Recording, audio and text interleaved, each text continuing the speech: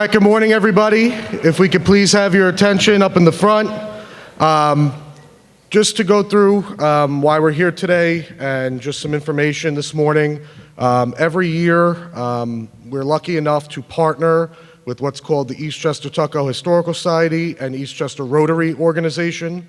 What this does for us is it allows our students in the 11th grade specifically that are taking U.S. history to attend the 9/11 Mobile Museum, okay, which is a piece of machinery apparatus that comes into the town of Eastchester. Typically it's at Lake Isle.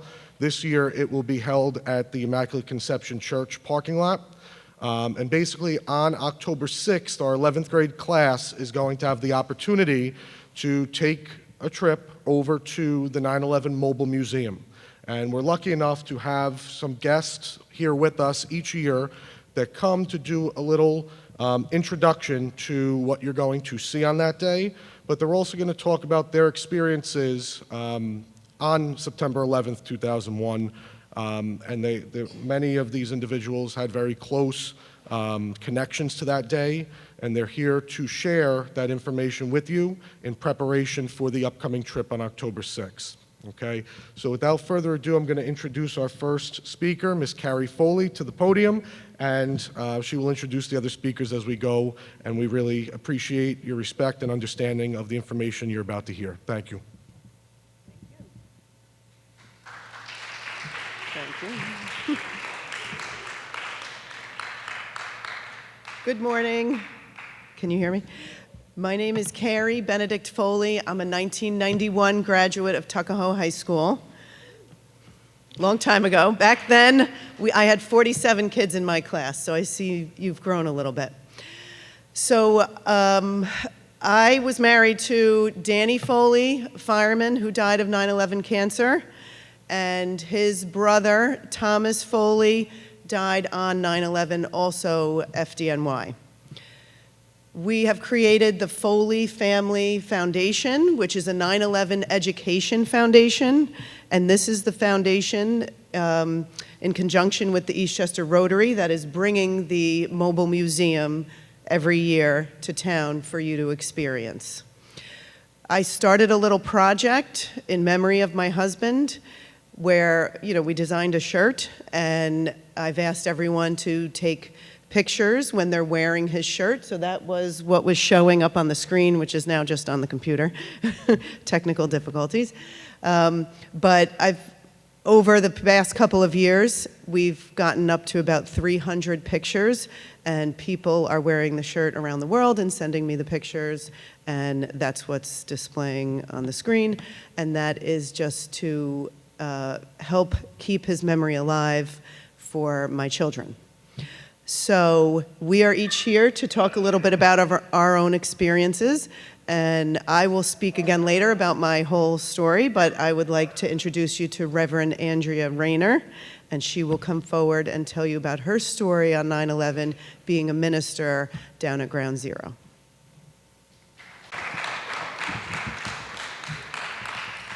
Hi, good morning. I'm just so happy to see you all here, not that you had a choice, but it's really a great opportunity to talk with you all, knowing that you weren't even born yet when 9/11 happened. And as I was thinking about how to share my experience with you, I'm so aware that there is a massive amount of violence in the world and that you all have already experienced, whether it's school shootings or the war in Gaza or Ukraine. And so I thought how to put into context what is happening, or what happened on September 11th. Is it relevant to you? Is it just a moment of time in history? And what I'd like to suggest, it is relevant. Not only was it, yes?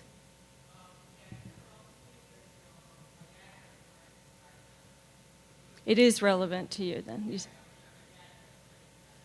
Thank you for sharing that, and for that memory that even though you all weren't born, your parents were. And thank you for that. I'm sorry. Hopefully we can maybe talk some more about that. So I think it's relevant both because your parents might have been traumatized by it. You might have had uncles and aunts and grandparents who were affected. For me, I was serving, I'm a United Methodist minister. I was serving as a hospice chaplain right in Tuckahoe during 9/11. That's, taking care of people at the end of their lives when the planes hit the towers. I volunteered to work as a chaplain at Ground Zero and was then assigned to the morgue on site. And so I guess what I'd like to share with you are some of the things that happen that you'll never really see on the news. The images of the planes hitting, the buildings coming down, people leaving covered in just in debris. Those images are so vivid and they're so powerful. But for me, one of the most powerful places and probably the most sacred place at Ground Zero was the morgue. When you think of a morgue, you might think of a building or, like, I don't know, like Law and Order or something like that. The morgue was actually a little trailer that sat at the lip of the site. It moved a couple times as the area was being cleared. It was basically a trailer. It had two kind of autopsy tables, the two metal tables where remains were brought in. When remains were discovered, they were brought into our trailer. The crime scene officer would photograph the remains. Someone, because it was a crime scene, someone would log, handwritten log in a big book of the time and the place and the date that it was found, the body part, if it could be determined what body part it was, all in a big book. It was rather a grim travel log of those months, really the year and now years of recovery. And then sometimes if we didn't know what bone it was, the medical examiner would come in and try to determine what part of the body it had come from. And then the chaplain would offer a blessing on the remains. And so I worked alongside, well, not alongside, but in a continual wheel with other chaplains of every denomination. I might follow a priest who followed a rabbi, who followed an imam, who followed a Buddhist monk, and we worked in 8-hour shifts. So sometimes I would be there from 11 at night till 7 in the morning, come home, get my kids to school, sleep for 2 hours, go to hospice. It was a very intense time. And I worked about 2 shifts a month, about every other week because I was working full time. Is that just a period change? Yeah. So the hard part really was when a body bag would be brought in, and initially there were body bags. You never knew what was going to be there when they unzipped the bag. I never saw a full body. I never saw a body with a head or arms. I did see a hand brought in with a wedding ring, which was very powerful. It was just the hand. And know the kind of care that happened to unearth that hand with a wedding ring still on it was just a profound testimony to the tenderness and the care of the workers there, the firefighters, the cops, the construction people. There were many firemen boots that were brought in, which was incredibly painful. So at the little trailer with the morgue where the public was never allowed to go, what happened there every time a remain was brought in, and the bags became smaller as the time went on. It went from body bags to just small red bags, and then you had to have 6 red bags before we kind of opened them up and did the blessing, because there were just fragments of people. But what would happen, no matter whether it was most of a body or a tooth, when it came to the blessing, everyone, the construction guys, the firefighters, whoever brought the remain in, would take off their hat and bow their head and wait for a blessing. And what the testimony of that is that every part of every person received a blessing, and that's what I want to share with you. Even if those remains haven't been identified, every part of every person received a blessing. And it also bolstered those who were working so hard so that they knew if something happened to them, they would be blessed. There would be a pause. There would be a moment of reverence where their lives mattered enough that people would take a moment and bow their heads. So that was my experience during the time of 9/11. There were some really beautiful moments. You might have seen pictures of like the search and rescue dogs initially that were going in, and eventually the dogs, they weren't finding anyone after months and months, so it became really kind of emotional support dogs for the workers there.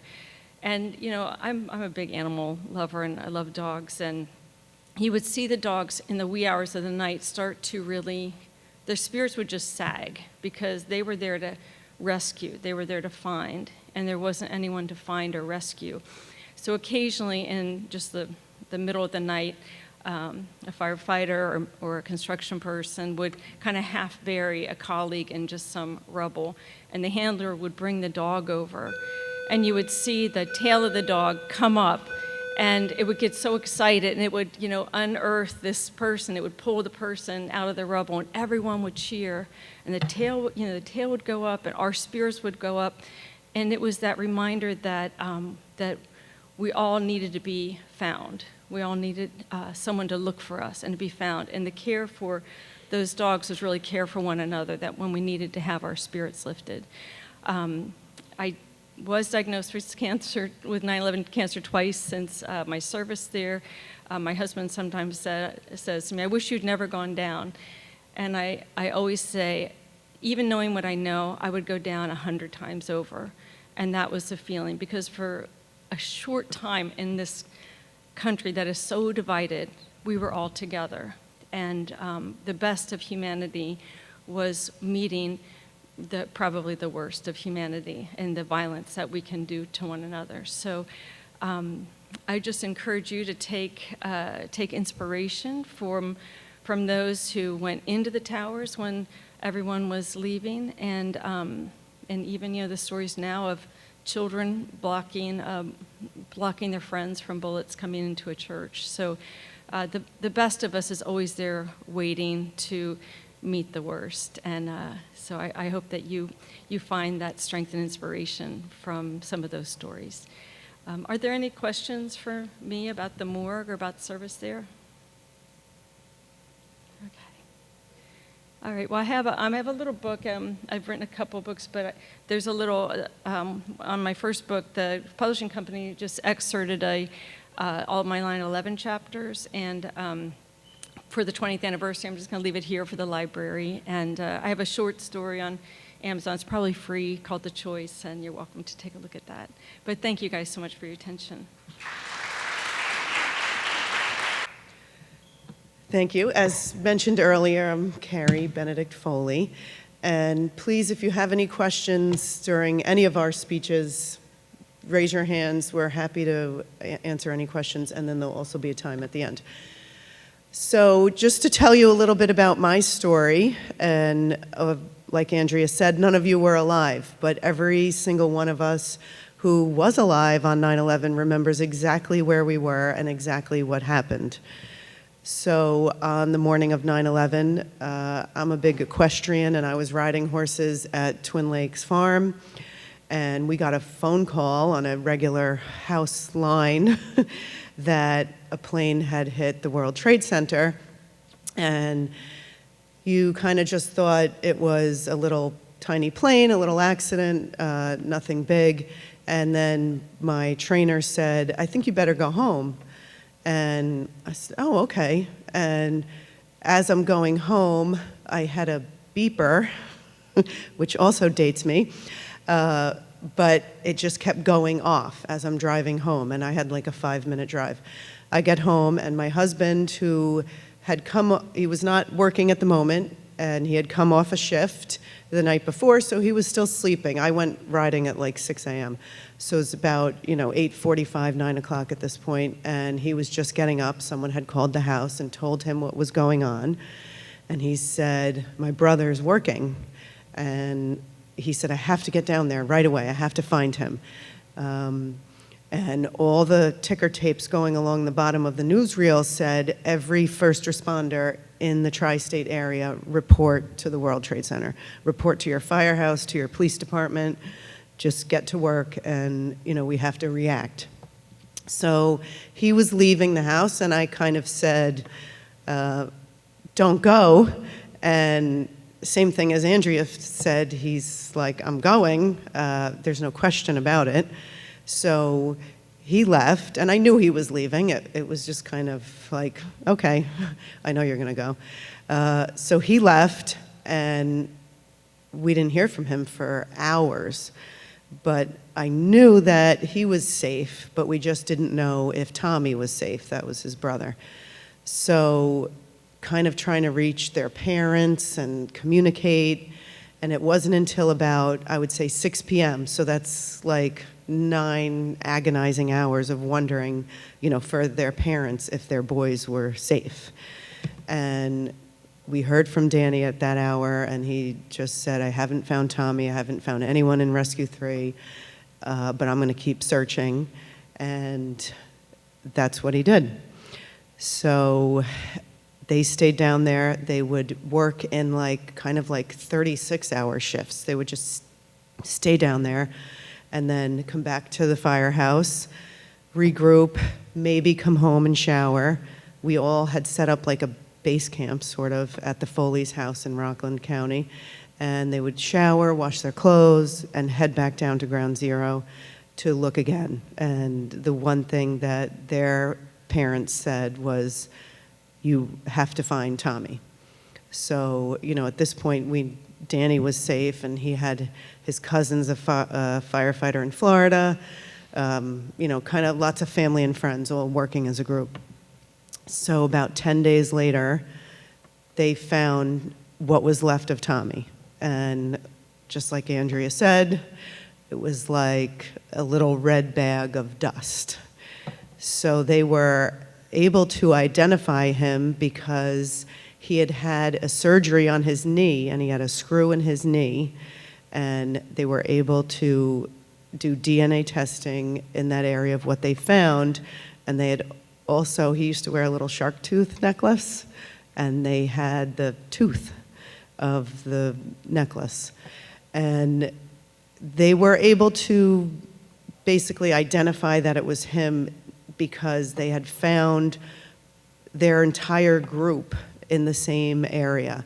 And they knew it was them because one of the guys had, they all perished from Rescue 3, but one of the guys, a beam had actually fallen on him, but if you know a steel beam, and it has like a little ridge, so part of his body was saved, and they could see his name on the back of his bunker gear.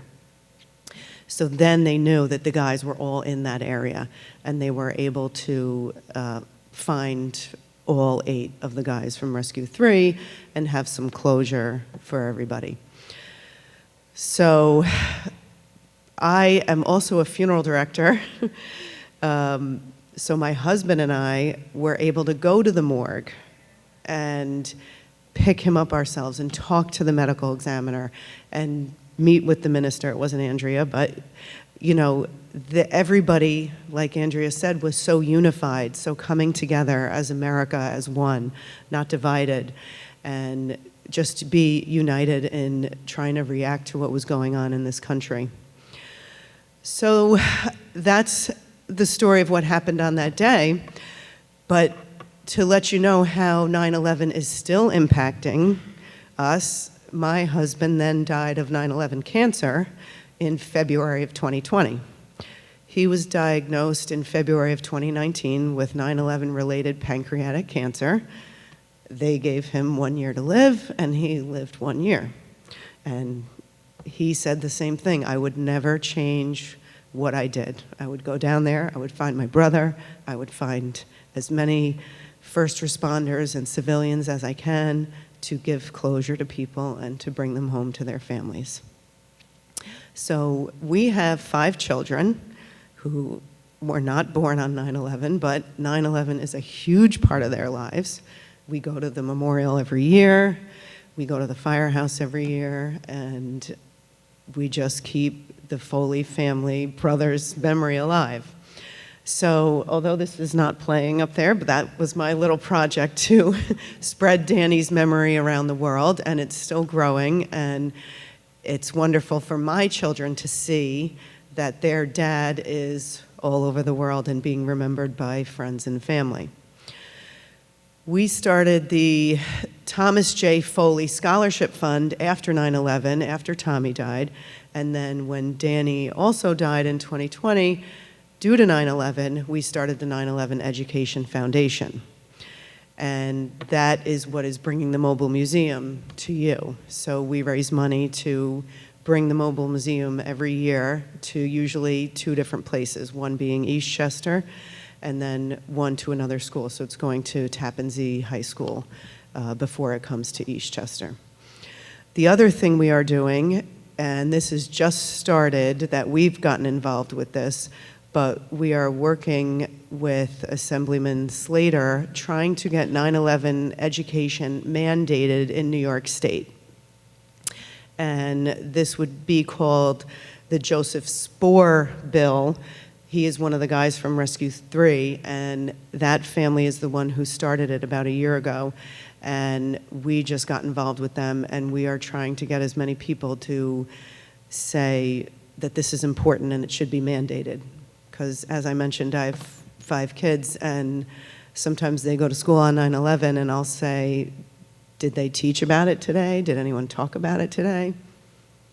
It could be mentioned on the announcements and nothing else.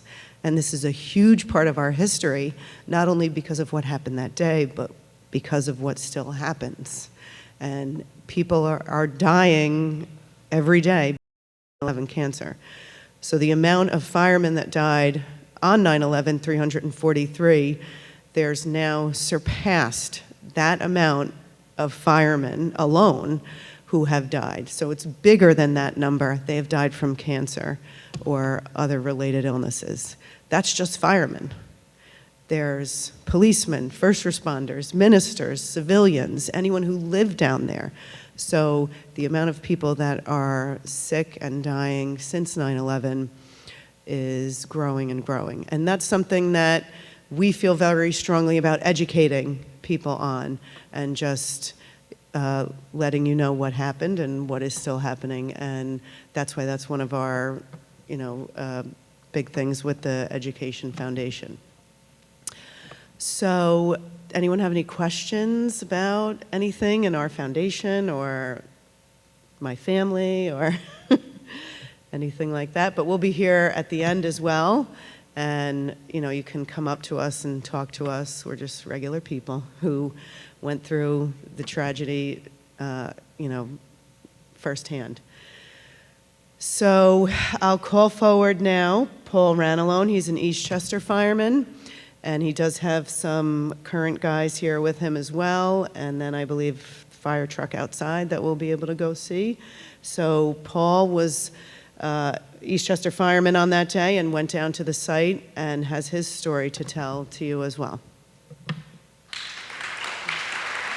Morning.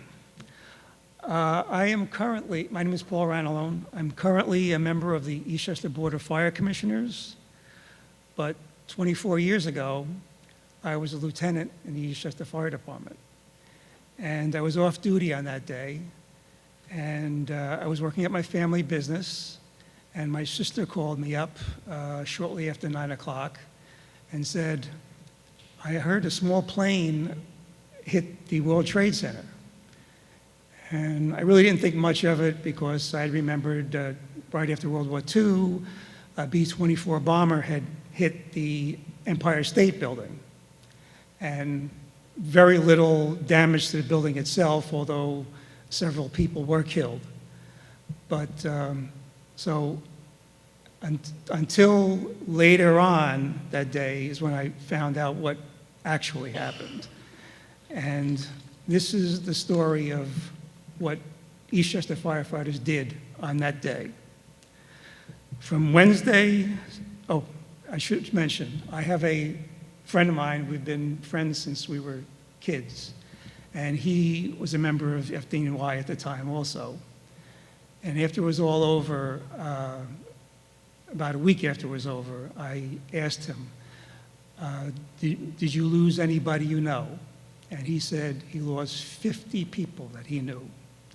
So imagine losing 50 people in this room. You never see them again. They're gone. That's what it was like to lose people. From Wednesday, September 12, 2001 through Sunday, September 16th, the Eastchester Fire Department sent a fully manned engine and ladder company to cover Bronx firehouses or to stand by at Yonkers Raceway for deployment. I was at Station 1 and remember feeling worried about these mutual aid companies, not knowing what might happen to them. On Thursday, September 13th, Mount Vernon Fire Department Local 107, in conjunction with the Eastchester Professional Firefighters Coalition, was able to contact officials in New York City in order to organize a relief effort. After getting approval to do so, they contacted all the professional firefighter unions in Westchester. In a matter of a few hours, 120 firefighters from all over Westchester met at Mount Vernon Fire Station 3. Included in that number were 10 firefighters from Eastchester. 2 members were able to get 3 buses at no cost. Shortly before 7 p.m., 3 buses left Mount Vernon with a state police escort to Manhattan. Almost from the time we turned onto the West Side Highway, people lined both sides of the street with signs and flags, many thanking us and cheering. Signs read, "God bless you, and you're our heroes." The buses parked off Hudson Street on Beach Street. Upon arrival, all firefighters were organized into 10-man companies with either a lieutenant or a captain in charge. I took command of the Eastchester contingent. We walked from the buses to the staging area, 1 block, what has become known as Ground Zero. That was by the media and the civilians. To the firefighters, it was the pile, and then it was the pit. Along the way, people on the sidewalks clapped and thanked us, offered us water, food, gloves, masks, and anything else we might need to do our work. Walking along, we could see and smell the smoke from what was once the World Trade Center. At the staging area, we saw an engine and ladder truck on a side street. The truck's aerial was mangled and bent over the cab. The engine was recognizable only by the front part of the cab, where the driver and officer would sit. Everything else had been crushed to about 5 feet high. On the officer's door, someone had written in memory of the lieutenant and firefighters who had apparently all been killed. After getting permission to proceed, we passed a parking lot filled with burnt-out cars. We stood in front of 3 World Financial Center, now used as a rest and rehab station. Construction workers cut up the fallen North Bridge in preparation to move it out of the way in order to gain access to the main area of debris behind it with their heavy equipment. We walked between 3 and 4 World Financial Center along the Winter Garden atrium and into the World Financial Center to the front entrance on West Street. From this point, we got an unobstructed view of the massive destruction. From this entrance to World Trade Center, to World Trade Center, a distance of about 400 feet, were steel box beams lying parallel about 3 feet apart on top of 10 to 15 feet of concrete and other pulverized debris. There were several hundred rescuers in about a dozen bucket brigades removing debris from around the 7-story stump of the tower and passing it down to the front of the financial center, where it was dumped and the empty buckets returned to the front of the line. From where it was dumped, and the empty buckets returned to the front of the line. Iron workers cut up steel beams which would be passed down the line and thrown onto the pile. We filled in on several of these lines, balancing ourselves on box beams. In some areas you could look through the rubble and see the remains of a fire truck or ambulance. Several of our firefighters attempted to tunnel beneath the box beams in order to look for victims below. Every so often, someone would yell to be quiet. The generators and power tools would be shut down, and everyone would stop working and just listen for any sounds from the debris pile. After a minute or so, work would continue. Looking up and around from the middle of Ground Zero gave us a clear view of the destruction. Every window facing the Twin Towers had been blown out, and chunks of buildings had been gouged out from falling debris. The sides of the remaining buildings were covered in a thin coat of powder that could be seen floating in the air through the glow of floodlights. It was several inches thick for many blocks around the site. Despite the hard work, early Friday morning it got noticeably cooler, and about 2 a.m. it started to rain. A drizzle at first. Suddenly it started getting heavy, making footing treacherous, and since we were working in t-shirts, the rain just made us wetter and more uncomfortable. An FDNY chief officer called off operations, and our chief officers decided it was time to go back. So we picked up our gear and headed back to the buses. On the buses, we were tired, cold, and wet. There was little, if any, talking on the return trip to Mount Vernon. I began to wonder what we had accomplished by going down there. We moved perhaps a couple of tons of debris, a literal drop in the bucket of the estimated 1.2 million tons of rubble. We had saved no lives. Only one body had been recovered. Yet for 8 hours, we had been willing participants of a piece of history, something people will talk about long after we are gone. We were the first group of firefighters to go down to Ground Zero, but not the last. 2 shifts of Westchester firefighters, Eastchester included, per day responded to the World Trade Center site over the course of the next several days. The only reason this effort was discontinued was the FDNY went on a 24-hour schedule with half their personnel working at any one time, meaning they had enough manpower to send to the site and man their firehouses. We manned Bronx firehouses. As a matter of fact, one of our members, when the engine came back to the firehouse, the New York City engine came back to the firehouse, the guys there hosed it down because there was all the dust from the debris down on it. They hosed it down, wiped it down and everything. He wound up getting cancer several years later, and he just passed away a couple of years ago. And I was diagnosed with prostate cancer in June of 2022, and I had 9 weeks, 5 days a week of radiation, and so far it's still in remission. Whatever needed to be done and whatever we were asked to do, we would not have hesitated on this new day of infamy, September 11th, 2001. And the EFD personnel on that day were myself, firefighters Quentin Baker, Joseph Pinto, Stephen Ranalone, James Rockhill, Ken Simonides, Glenn Strawbridge, Brian Tween, Vincent Spadaro, and William Wiggleman. Starting on September 11th and continuing for days, weeks, and months afterward, ordinary people, organizations, and businesses donated money, food, water, and clothing to victims and rescuers. A couple of weeks later, Local 916 had a Fill the Boot fundraiser at the intersection of Mill Road and White Plains Road and collected over $30,000 for the FDNY Widows and Children's Fund. 1 week after 9/11, an estimated 6,000 people filled the property outside Town Hall for a memorial service, with political representation from Eastchester, Tuckahoe, and Bronxville. The clergy of almost every faith that had membership in the town offered words of blessing and comfort to all. The 3 police departments, the fire department, and EVAC were all well represented. Weeks later, the fire department and police department played a charity basketball game. Local 916 sponsored the collation at the funeral for Fire Marshal and Tuckahoe resident Ronald Buca at Concordia College. Members attended numerous funerals. Thanks to retired FDNY Captain Bill Spinelli, and as a direct result of our sale of the FDNY 343 hats, George Glover Jr. and I were invited to attend the FDNY memorial service held inside Madison Square Garden in October of 2002. Although it was a cold and rainy day, about 30,000 firefighters from across the country and around the world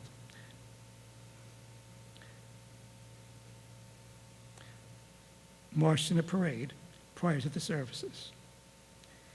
It is amazing what can be accomplished when people put aside their differences, get together, and work for the common good. Everything that I've mentioned, I have pictures of everything, and when we're over, if it's all right, I'd like to have all the students come by and go right down the line, and you can look at the pictures and the things that was done after 9/11. Any questions from anybody? Okay, thank you very much.